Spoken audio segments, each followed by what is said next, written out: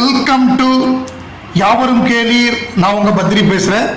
உலக நாயகன் கமல்ஹாசன் அவர்களுடைய இந்தியன் 2 படப்பிடிப்பு திருவள்ளூர் கவரப்பேட்டையில் நடைபெறுகிறது அப்படின்னு சொல்லியிருந்தோம். ஸோ இப்போ அதில் என்னன்னா சண்டை காட்சிகள் விறுவிறுப்பாக படமாக்கப்பட்டு வருகிறது அப்படிங்கிற ஒரு அப்டேட் கிடைச்சிருக்கு. ஸோ ஃபைட் சீக்வன்ஸ்லாம் எடுத்துக்கிட்டு இருக்காங்க இந்தியன் 2 பொறுத்தவரைய. ஸோ இன்று முதல் வியாழக்கிழமையே முடிச்சுட்டு நாளையிலேருந்து சென்ட்ரல் ரயில்வே ஸ்டேஷனில் எடுக்க போகிறாங்கங்கிறத ஏற்கனவே சொல்லியிருந்தோம். ஸோ கமல் ரசிகர்களை பொறுத்தவரைய 2023 அப்படிங்கிறது படமே இல்லை அப்படின்னா கூட நமக்கு ஒரு வகையில் என்னன்னா ரீரிலீஸ் ஆண்டா மாறிடுச்சு. நமக்கு வேட்டையாடு விளையாடு ரீரிலீஸ் ஆகி சக்கப்போடு போட்டுச்சு. நம்மெல்லாம் கொண்டாடினோம். 2K கிட்ஸ் மகிழ்ச்சியாக கொண்டாடினாங்க. அதுக்கப்புறம் இப்போ சமீபத்தில் ஆலவந்தான் ரிலீஸ் ஆகி 6 நாளில் உலகமெங்கும் 1000 தேட்டரில் ரிலீஸ் ஆகி 1 கோடி ரூபாய்க்கு மேலே கலெக்ட் ஆயிடுச்சு. தமிழ்நாட்டில் மட்டுமே 60 கோடி, rest of India all over the world சேர்த்து 1 கோடி ரூபாய் கலெக்ட் ஆயிடுச்சு. ஆனால் இன்னொரு பக்கம் தமிழ்நாட்டில் மட்டும் ரிலீஸ் ஆன முத்து படம் வெறும் 30 லட்சம் கூட கலெக்ட் ஆகலை. இவ்வளவுதான் அவங்களுடைய கலெக்ஷனாக இருக்குது. ஸோ இதுலேயும் நம்ம ரீரிலீஸ்லையும் சாதனை பண்ணிக்கிட்டு இருக்கோம். வெகு விரைவிலேயே உலகநாயகனுடைய கல் கிளாசிக் நவம்பர் 7 வெளியாகும்னு அறிவிக்கப்பட்ட, அந்த நவம்பர் 3 வெளியாகும்னு அறிவிக்கப்பட்ட நாயகன் திரைப்படம் வெகு விரைவிலேயே ரீமாஸ்டர் பண்ணி வரப்போகுது. அது இதை விட இன்னும் பெரிய வெற்றி பெறும். ஏன்னா நாயகன்கிறது ஒரு தமிழ் சினிமாவுடைய மிக முக்கியமான படம். டைம் மேகசின்ல வந்த 100 படங்கள்ல ஒரு படம். அப்படிப்பட்ட ஒரு படம் மணிரத்னம் கமல்ஹாசன் சேர்ந்து பண்ண முதல் படம். இப்போ 2வது படம் தக் லைஃப் அடுத்த ஆண்டு ஷூட்டிங் ஆரம்பிக்க போகுது. அதற்கான வேலைகளில் நம்ம மணிரத்னம் பார்த்துக்கிட்டு இருக்காரு. ஸோ அந்த அதோடைய முதல் டீசர் செம்மையாக இருந்தது. அது எல்லாருக்குமே தெரிஞ்ச விஷயம்தான். ஸோ இப்போ அப்படிப்பட்ட ஒரு நாயகன் படம் பட்டய கலப்பும். அது ரீரிலீஸில் இன்னும் பெரிய சாதனைகளை ஏற்படுத்தும். எவ்வளவு ஆண்டு காலமானாலும் உலகநாயகன் கமல்ஹாசன் படங்களை நம்ம பார்க்கலாம். அது 20 வருஷம் 30 வருஷம் 40 வருஷம் ஆனாலும் அந்த படத்துடைய தரம், அந்த படத்துடைய உள்ளடக்கம், கான்டென்ட்னு சொல்லுவோம்ல, அந்த உள்ளடக்கம் எப்பொழுதுமே 16 வயது நிலை ரிலீஸ் ஆனால் இப்போ கூட நம்ம பார்க்கலாம். அந்த மாதிரியான ஒரு படமாக தான் அது இருக்கும். வறுமையான சோப்பா இருக்கட்டும், அது அபூர்வ சகோதரர்களாக இருக்கட்டும், மைக்கேல் மதன காமராஜனாக இருக்கட்டும், புஷ்பக்கா இருக்கட்டும், பேசும் படம் விரைவிலேயே ரீமேக் ஆக போகுது. அதுவும் சீக்கிரமே வரணும்னு நம்ம விரும்புகிறோம். அடுத்த கமல் படம் வர்றதுக்குள்ள ரீமேக்கை கொஞ்சம் விடுங்கப்பா, நாங்கள் அதில் கொஞ்சம் என்ஜாய் பண்ணிக்கிறோம். நடிகர் MS பாஸ்கர் ஒரு மிகச்சிறந்த குணச்சித்திர நடிகர். அவருக்கு உண்டான கிரெடிட் கிடைக்கல. ஆனால் கமல் சாரை பொறுத்தவரைய அவரை நேராகவும் பயங்கரமாக பாராட்டுவார், அவர் இல்லாதப்பையும் பயங்கரமாக பாராட்டுவார். பல நடிகர்கள்ட்ட, வையாபுரி மாதிரியான பல நடிகர்கள்ட்ட பாராட்டி சொல்லியிருக்காரு. அதே மாதிரி அவருக்கு யாரெல்லாம் பிடிக்குமோ அவங்கெல்லாம் மனம் திறந்து பாராட்டுவார். MS பாஸ்கரை பொறுத்தவரை அவர் மட்டும் கிடையாது, அவர் குடும்பமே கமல் ரசிகர்கள். அவர் பையன்லேருந்து எல்லாருமே தீவிரமான கமல் ரசிகர்கள். அவர் உத்தம வில்லன்ல அவர் பண்ண ரோல் பிரமாதமாக இருக்கும். அதே மாதிரி தசாவதாரத்தில் ஒரு சின்ன ரோலாக இருந்தாலும் ஒரு நல்ல ரோல் பண்ணியிருப்பார். அவரை பொறுத்தவரை அவர் கமல் சாரோட நெருங்கி பழகினவர். அவர் என்ன சொன்னார்னா, எனக்கு கிடைத்த பாராட்டுக்கள் பல பேர் நீங்கள் சூப்பராக நடிச்சிருக்கீங்க, ரொம்ப நேச்சுரலாக நடிச்சிருக்கீங்கலாம் பாராட்டியிருக்காங்க.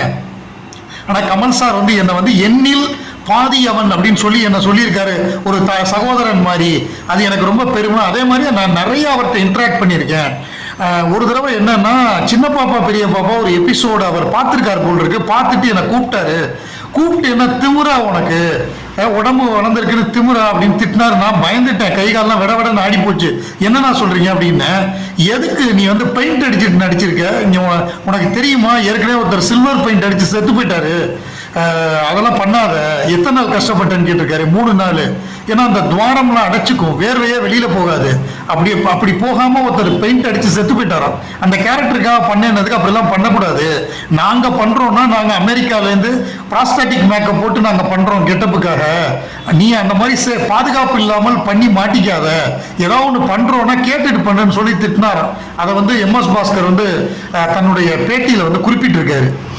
டைரக்டர் லோகேஷ் கனகராஜ் இவர் கைதி படம் எடுத்தார். கைதி படம் வெற்றிக்கு பிறகு மாஸ்டர் எடுத்தார். மாஸ்டருக்கு அப்புறம் விக்ரம்.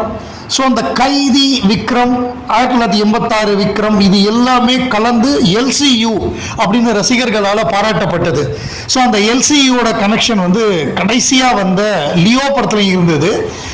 இது எல்லாத்தையும் சேர்த்து வச்சு ஒரு எல்சியு அப்படிங்கிற ஐடியா எப்படி தோணுச்சு, அதாவது லோகேஷ் சினிமேட்டிக் யூனிவர்ஸ், அதற்கான விதை எங்கே விழுந்தது அப்படிங்கிற ஒரு கேள்வி. ஸோ அதை வந்து ஒரு ஷார்ட் ஃபிலிமாக எடுத்தால் எப்படி இருக்கும், ஒரு 30-35 நிமிஷத்துக்கு ஷார்ட் ஃபிலிம் எல்சியு எப்படி உருவானது, அது வந்து எப்படி ப்ரொடியூசர்ஸ்லாம் ஒத்துக்கிட்டாங்க, அதுக்கு கமல் சார் எவ்வளோ மூல காரணமாக இருந்தார். ஸோ இது எல்லாமே அவர் வந்து அதெல்லாம் வந்து ப்ரொடக்ஷன் சைடில் உள்ள விஷயங்கள்.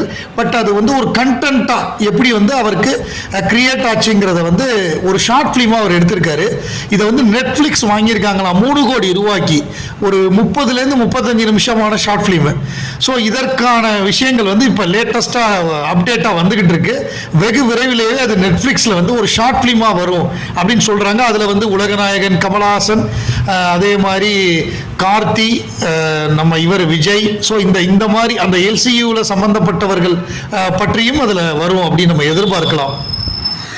ரஜினி பிறந்த நாளை முன்னிட்டு 2 படத்தோட கிளிம்ஸ் மாதிரி காமிச்சாங்க. ஒன்று வந்து வேட்டையன் அப்படின்னு ஒரு படம் அப்படின்னு சொன்னாங்க.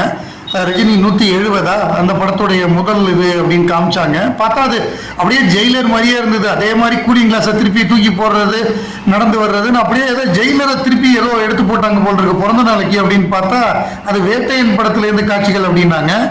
அந்த டைரக்டர் வந்து கண்டென்ட் ஓரியன்டா ஜெய்பீம் மாதிரி படம் எடுக்கிறவர், அவரை கொண்டு வந்து இந்த மாதிரி எடுக்க வச்சா என்ன ஆகும் அப்படின்னு தெரியல. ஏன்னா ராஜு முருகன்கிறவர் வந்து குக்கு மாதிரி படம் எடுக்கிறவர், அவரை கொண்டு திருவாரூர் முருகனோட கதையை எடுன்னு சொல்லி அவரை எடுக்க வச்சு அது ஜப்பான் எடுத்து அது மரண அடி வாங்கிச்சு. யாருக்கு என்ன வருமோ அதை அவங்களுக்கு எடுக்க வைக்கணும். அதே மாதிரி ஒரு படம், அந்த படத்தில் யார் ஹீரோவோ அவங்கள முன்னிறுத்தி அந்த படத்தை வந்து ப்ரமோஷன் பண்ணால் கரெக்டாக இருக்கும். இதுக்கு முன்னாடி ஏற்கனவே இந்த தப்பு நடந்துச்சு. குசேலன் படத்தில் இப்படி தான் பண்ணாங்க. அந்த படம் மரண அடி வாங்கி அந்த பிரமிட் சாய்மீராங்கிற கம்பெனியை மூடுற மாதிரி ஆச்சு. இப்போ வந்து லால் சலாம்ங்கிற படம் அது ரஜினிகாந்த் படமே கிடையாது, அதில் ஒரு சின்ன கேமியோ தான் பண்ணியிருக்காரு. அதை வந்து ரஜினி படமாக விளம்பரம் பண்ணுறாங்க. பட் அதில் வந்து கிரிக்கெட் சம்பந்தமான மற்ற நடிகர்களை வச்ச படம், இவர் வந்து அதில் ஒரு கேமியோ தான் பண்ணியிருக்காரு. திருப்பியும் அதே தவிர பண்ணுறாங்க குசலன் மாதிரியே.